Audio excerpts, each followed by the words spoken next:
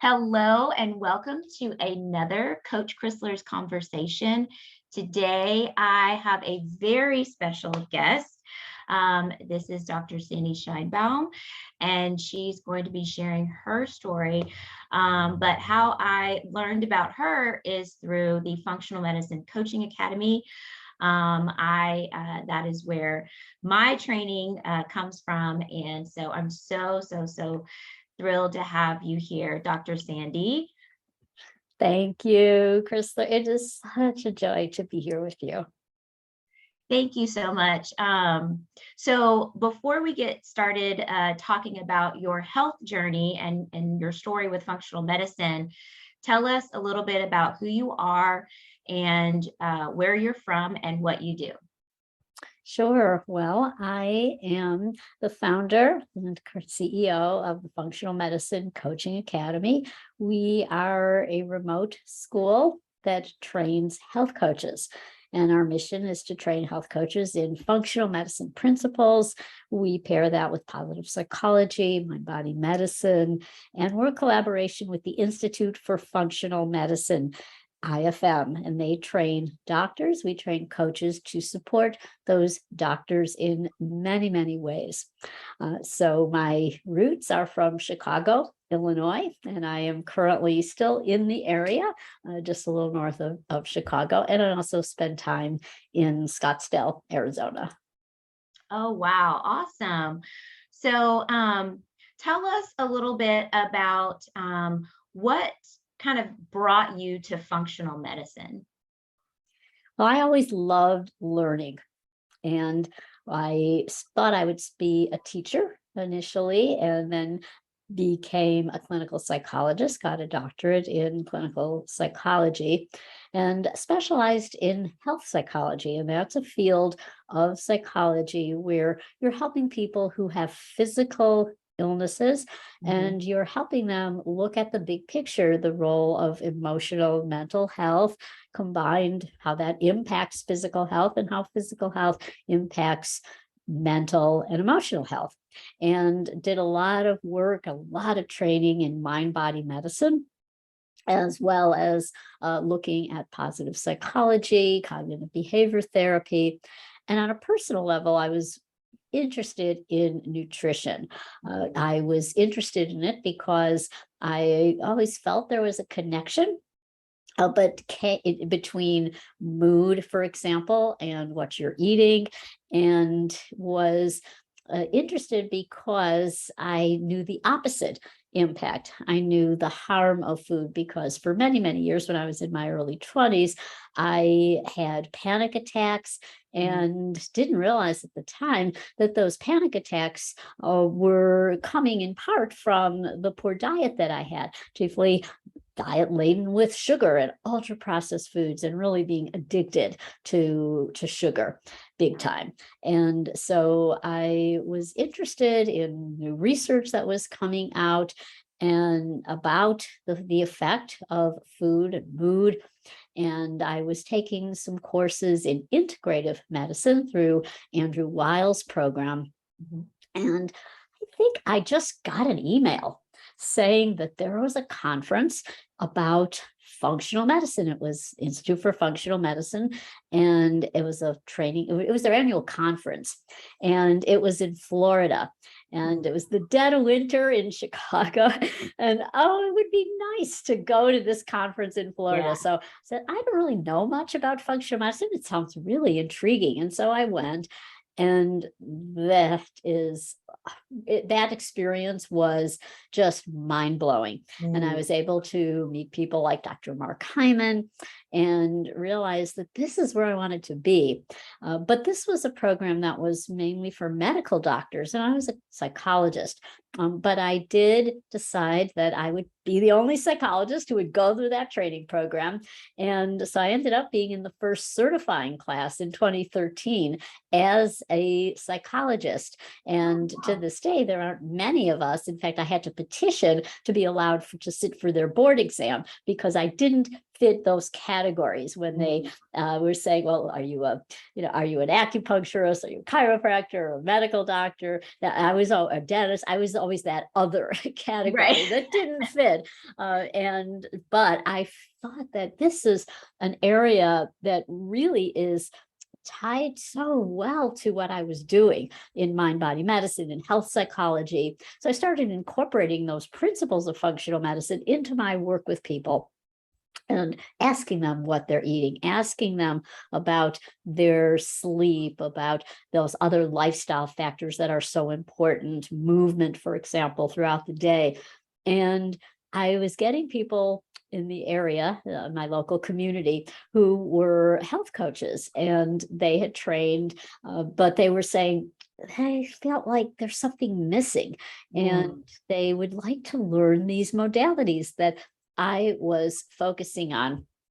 And so I decided that it would be, the time was right to start a program that would incorporate all those areas that I had studied in and practiced for so many years, and incorporate those into a training program to train health coaches. And that didn't do it alone. The Institute for Functional Medicine was interested. They had, this was back in like 2014, and they were thinking about starting a health coaching training track, but the right person hadn't come along to develop that and lead that.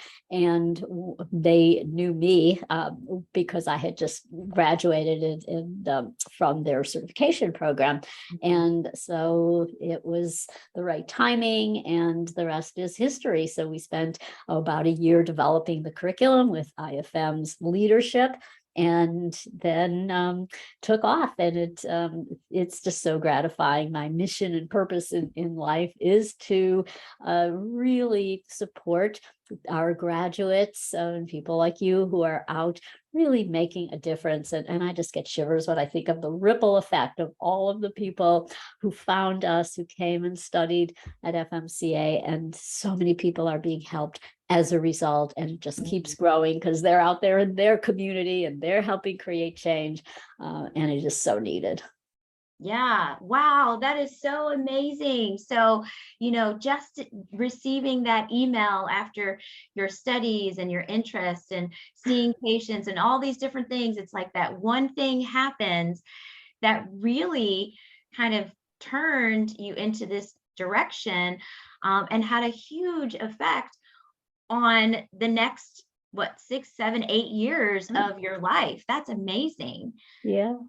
Yeah. I know it's when I think about it, if I just deleted that email and paid attention to it, then Right. perhaps I would have taken a different course. And but this has just been incredibly rewarding to really see all the people who are out there. We have close to 5,000 people pretty soon who will have graduated from FMCA all over the world. Wow. And our healthcare system needs help, needs health coaches. Yes, it surely does.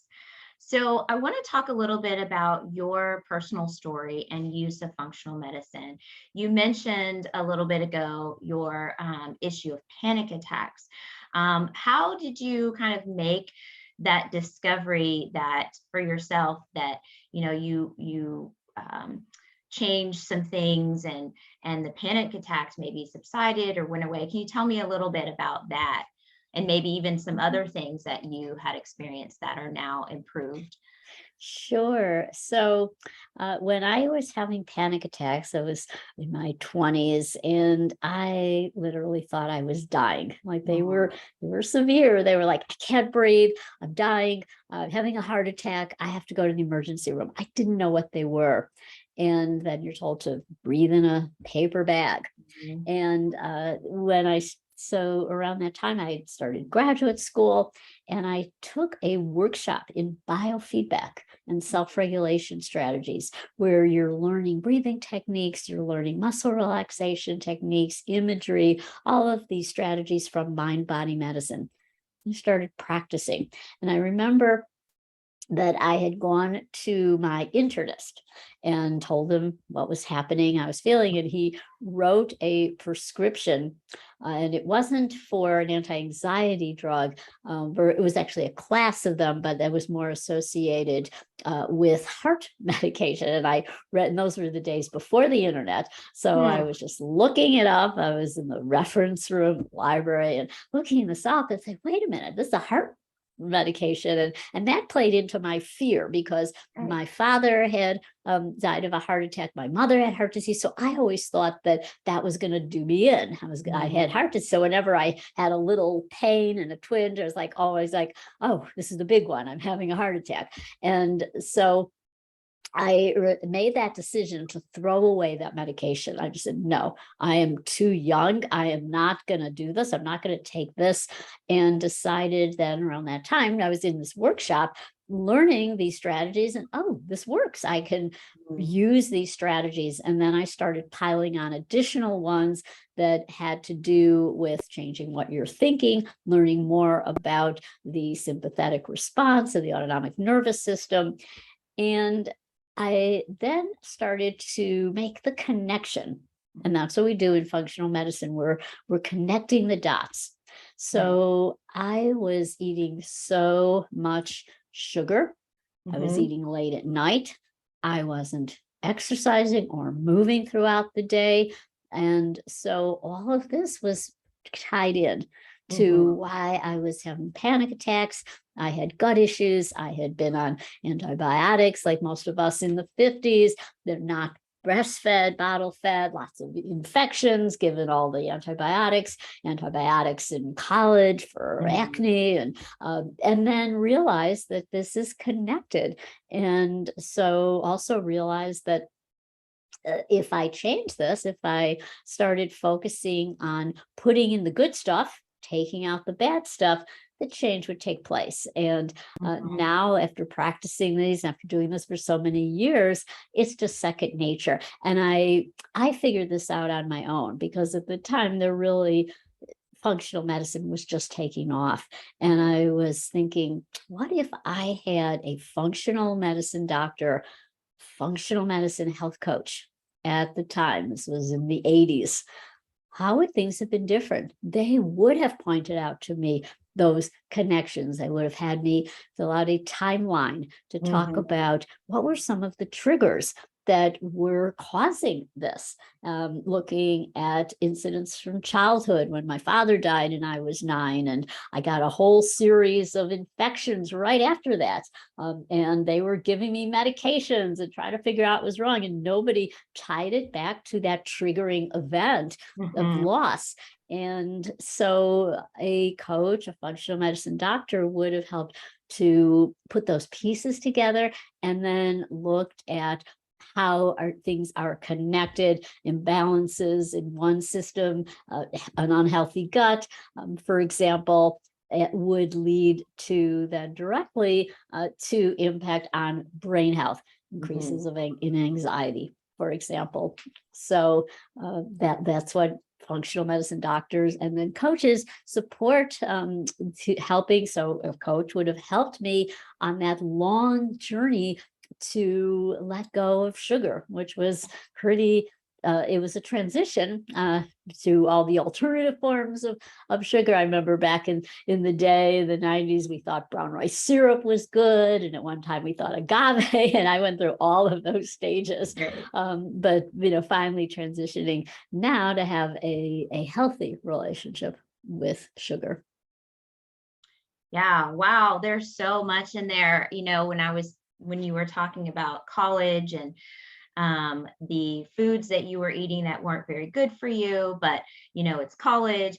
I think sometimes we just assume, well, when you're going through college, you're just supposed to eat bad. You're just supposed to eat all the pizza and drink all the beer and, all Yeah. those things. And it would be strange for a 20-year-old, 22-year-old to eat healthy foods.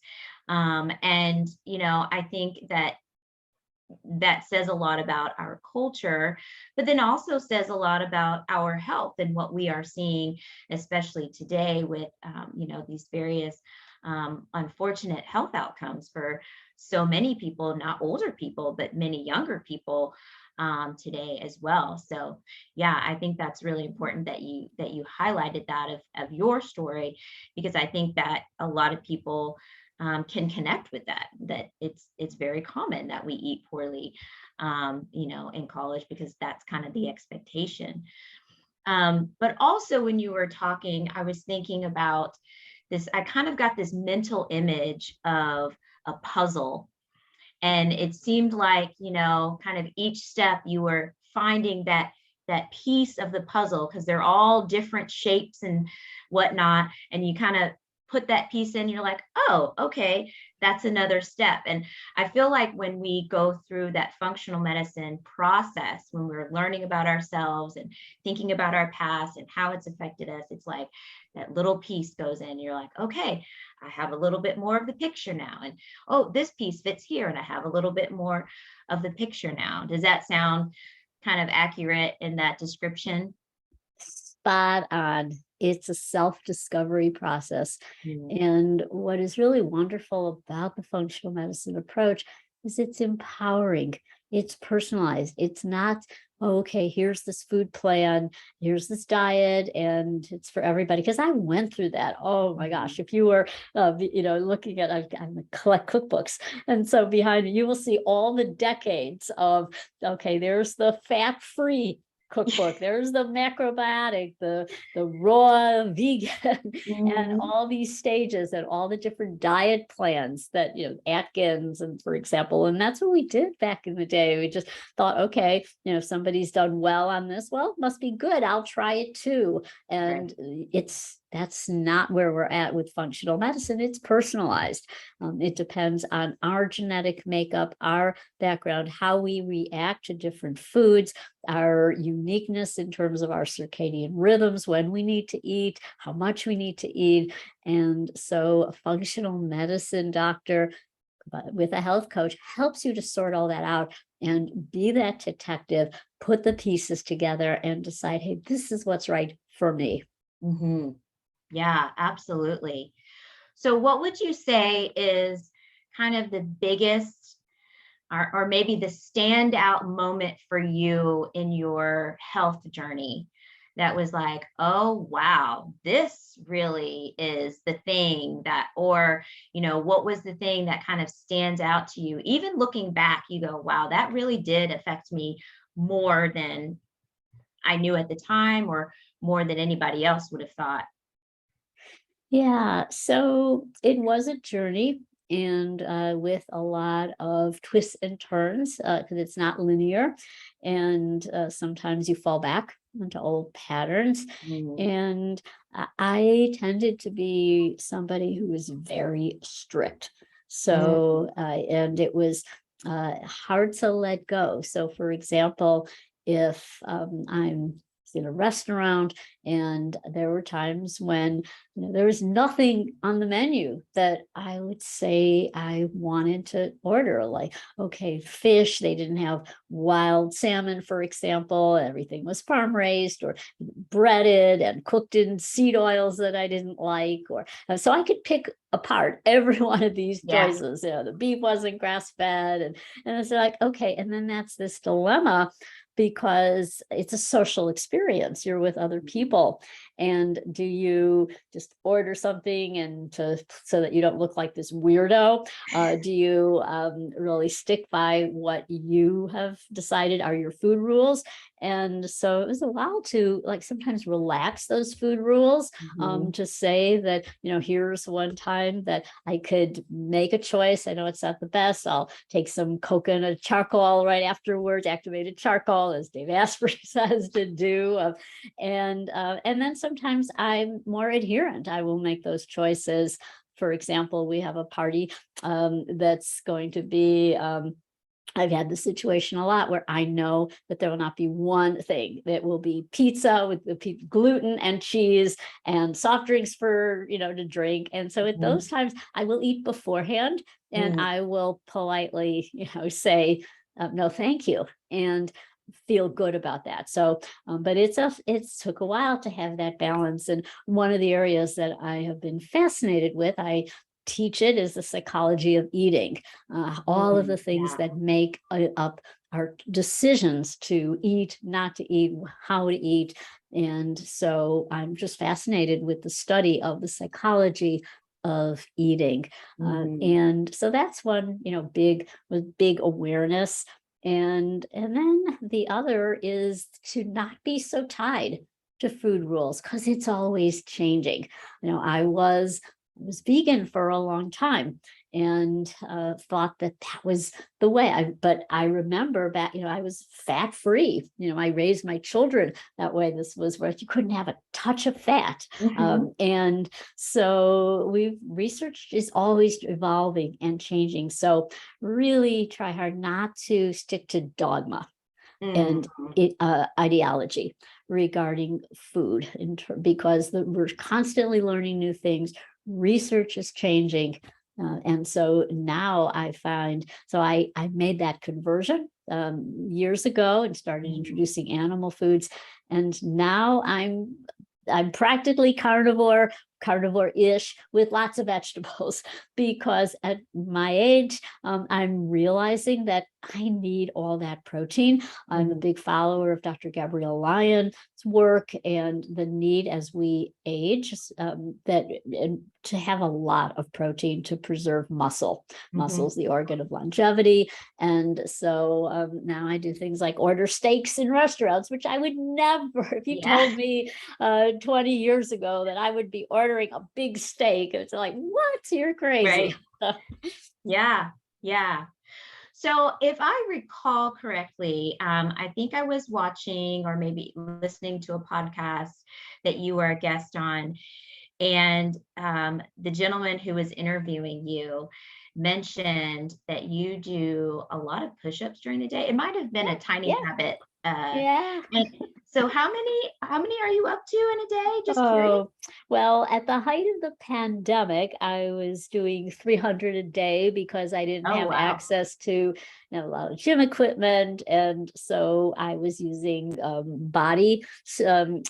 body as the weight. But now about 100 a day, and I try and focus more on better form. So if I only do, like, I'll do maybe a set of 20 and then another set of 20 sometimes. So I try and break it up, but I try and work really hard on like getting all the way down to the floor Right. as opposed to those kind of half push-ups. So Yeah. but I'm really just committed to strength building. It's again, it's non-negotiable at my age, in my 70s. Yeah. And I know you also love to dance. Yes, I got just back from my ballet class this Oh, morning. It feeds my wonderful. soul. Dance is just wonderful. It's a cognitive exercise. It's good for memory. You have to remember those combinations, and it's a flow state. It's community. It's social. And it's just moving to the music. I just love it. And it's achievement. You can say, oh, today I, stood in releve a little bit longer, better form than the last time. Yeah, that's awesome. I love hearing you talk about dance because you just glow and you start smiling, and so it's just beautiful. So as we kind of come to a close for our time together, I would love for you to share with anybody who is watching right now that is on the fence about utilizing functional medicine in their life. Maybe they're thinking, it's going to be expensive, or I don't have time, or, they're wanting to do it. They feel like they need a change. There's something there that is resonating with them, but there are those challenges that they're also seeing as well. What would you say to that person? Functional medicine is good medicine, and you matter, and therefore your health is more important than anything else. And if there's a will, there's a way. So yes, it may be not affordable. There might be a long waiting list if you seek out certain functional medicine clinics or doctors. But there are others who take insurance There are group visits, which is a really great way to work with functional medicine doctors and health coaches. Health coaches make the functional medicine affordable. So the work that you are doing, that our other graduates are doing, is transforming healthcare by making functional medicine principles affordable, and they can be your advocate. So they can work to find functional medicine doctors who will take your plan, or they can work with your current doctor to help to get perhaps specialized testing done. And more of these are being covered by insurance, and can work with you so that you can be your own detective. Fortunately, we have more and more wearable devices. We have things like continuous glucose monitoring that can be eye openers as far as the state of your health. And then you do it together. You do it in community. You get your families involved. You get your community, your churches, your organizations, and you all work together for this change. Dr. Mark Hyman talks about, he a few years ago did the Daniel Plan, where churches got together and they met in the basement of the church, supported one another. It was peer to peer. They all did wonderful. They lost weight and they were getting healthier together. So I'm a big believer in communities getting together, just like libraries have like one book, the whole community reads the book. Well, communities can have this one goal, and people can get together, work together to make health happen for them. Yeah, that's wonderful. Yeah, community is so important. And, even if you didn't necessarily have, family in your home, or, friends close by, that health coach can become a part of your support system and help you learn to advocate for yourself, and Yes. learn to be that investigator. So yeah, Yeah. that's really great. Thank you. Well, thank you so much for spending time with me today. I know that my audience is going to take a lot of wisdom away. And if anyone maybe is thinking, I want to know more about health coaching and your program, how can they find out about it? They can go to functionalmedicinecoaching.org. They can go on Instagram to @functionalmedcoach. Personally, I'm at Dr. Sandi, that's Sandi. And we hope you will join this movement that's transforming healthcare. Work with a coach, get it functional medicine, get connected to the functional medicine community, and perhaps decide, I want to be a coach. We need a lot more people who are joining this movement.